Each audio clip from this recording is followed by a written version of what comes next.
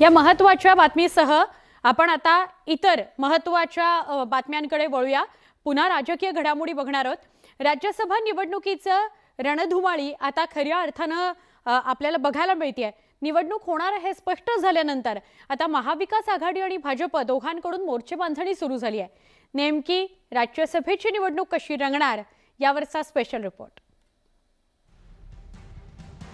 महाराष्ट्रात राज्यसभा निवडणुकीसाठी भाजप आणि शिवसेनेनं प्रतिष्ठा पणाला लावली आहे। 10 जून रोजी होणाऱ्या मतदानासाठी महाविकास आघाडी आणि भाजप या दोघांकडून मोर्चे बांधणी करण्यात आली आहे। अखेरच्या दिवसापर्यंत कुणीच माघार न घेतल्यानं राज्यसभेच्या 6 जागांसाठी 7 उमेदवार मैदानात उतरले, ज्यात राष्ट्रवादीनं प्रफुल्ल पटेल यांना उमेदवारी दिली आहे, तर काँग्रेसकडून इम्रान प्रतापगडी निवडणूक लढतायत। शिवसेनेकडून संजय राऊत आणि संजय पवार हे मैदानात उतरले, तर भाजपनं पियुष गोयल, डॉक्टर अनिल बोंडे आणि धनंजय महाडिक यांना उमेदवारी दिली आहे। खरं तर आमदारांची संख्या पाहता भाजपचे 2 आणि मवियाचे 3 उमेदवार सहज निवडून येऊ शकतात, कारण सध्या महाविकास आघाडीकडे 169 आमदार आहेत, ज्यात शिवसेना 55, राष्ट्रवादी 54, काँग्रेस 44, इतर पक्ष 8 आणि अपक्ष 8 असं महाविकास आघाडीकडे संख्याबळ आहे। तर भाजपचे 106 आमदार, रासपचे 1, जनसुराज्य 1 आणि अपक्ष 5 आमदार असे एकूण 113 आमदार भाजपकडे आहेत। राज्यसभेच्या एका जागेसाठी 42 मतांची गरज असते। महाविकास आघाडीकडे 169 आमदार आणि भाजपकडे 113 आमदार आहेत। संख्याबळानुसार शिवसेना, काँग्रेस आणि राष्ट्रवादीचा एक उमेदवार सहज राज्यसभेवर निवडून जाऊ शकतो, तर भाजपचे 2 उमेदवार राज्यसभेवर जाऊ शकतात। पण भाजपनं 6व्या जागेसाठी 3रा उमेदवार देखील मैदानात उतरवल्यानं शिवसेनेचे संजय पवार आणि भाजपचे धनंजय महाडिक यांच्यात काट्याची लढत रंगणार आहे। पहिल्या फेरीत निवडून येण्यासाठी 42 मतं आवश्यक आहेत, त्यामुळे ही पहिली पसंती कुणाला द्यायची, त्यांना 42 पेक्षा किती अधिक मतं द्यायची आणि त्या उमेदवाराच्या दुसऱ्या पसंतीची सर्व मतं शेवटच्या उमेदवाराला कशी ट्रान्सफर होतील याची काळजी प्रत्येक पक्षाला घ्यावी लागणार आहे। सध्या तरी दोन्ही पक्ष विजय आपलाच असल्याचं सांगतायत। सगळ्यात महत्त्वाचं म्हणजे हे प्रेफरन्शियल वोटिंग आहे।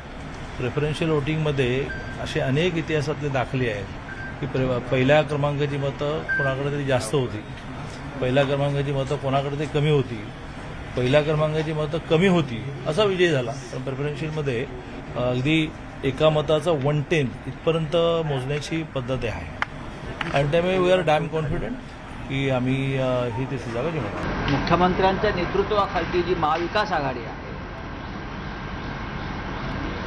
त्या महाविकास आघाडीला पूर्ण खात्री आहे की आमचा 6वा उमेदवार सुद्धा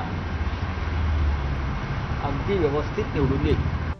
भाजप आणि शिवसेना या दोन्ही पक्षांकडून विजयाचा विश्वास व्यक्त केला जातोय, पण यात खरं किंगमेकर ठरणार ते अपक्ष आणि इतर पक्ष।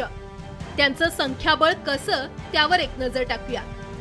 एमआयएमचे 2, बहुजन विकास आघाडी 3, समाजवादी पार्टी 2, शेकाप 1, सीपीएम 1, मनसे 1, स्वाभिमानी पक्ष 1 आणि अपक्ष 13 आहेत। या अपक्षांपैकी 8 मविया सोबत असल्याचा दावा आहे, तर 5 अपक्ष भाजप सोबत असल्याचा दावा आहे। पक्ष त्यांच्याकडे असले तरी बहुसंख्य अपक्ष आणि काही पक्ष हे आमच्या बरोबर आहेत हे विसरून चालणार नाही। 2.5 वर्षाच्या कालखंडामध्ये एकत्र पद्धतीनं आम्ही काम केलेलं आहे, चांगली साथ त्यांनी आम्हाला दिलेली आहे, आम्ही सुद्धा व्यवस्थित पद्धतीनं त्यांची काळजी घेतलेली आहे।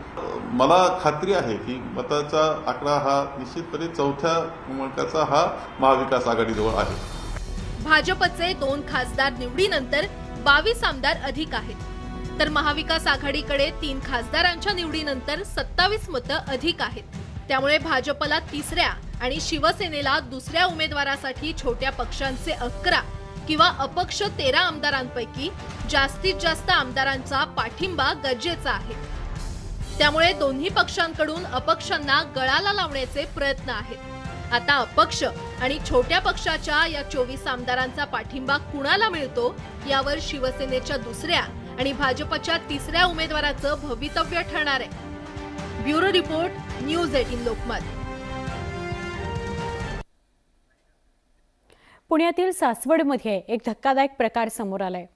गुंड हॉटेल मालकानं 3 भिक्षेकर्यांना बेदम मारहाण केली आणि त्यांच्या अंगावर उकळतं पाणी टाकलेलं आहे. या दोघांचा मृत्यू झालाय तर एक महिला भिक्षेकरी गंभीर जखमी झाली आहे. स्थानिक नागरिकांनी हा सगळा प्रकार उघड केला. तुम्हाला कोणी मारलं? गाडीवाला. कोणता गाडीवाला? अंडी विकतो का इथं? 36 तास त्या ठिकाणी मृतदेह निश्चित पडले होते. सासवड पोलीस स्टेशनच्या अगदी जवळच असलेल्या घटनास्थळाकडे पोलिसांनी ढुंकूनही पाहिलं नाही. उलट पोस्टमॉर्टम रिपोर्टमध्ये भूकबळी आणि यकृताला सूज आल्यामुळे भिक्षेकर्यांचा मृत्यू झाल्याचं नमूद करण्यात आलं. याकडे विजय शिवतारेंनी लक्ष वेधलं. परिणामी डॉक्टर आणि संबंधित पोलीस अधिकाऱ्यांवर गुन्हे दाखल करण्याची मागणी त्यांनी केली. सासवडच्या पोलीस स्टेशनच्या इन्चार्जने मला असं सांगितलं की मेडिकलचा रिपोर्ट डॉक्टरांचा असा आलाय की उपोषणामुळे आणि लिव्हरला सूज आल्यामुळे पोस्टमॉर्टम मध्ये या व्यक्तीचा मृत्यू झालेला आहे.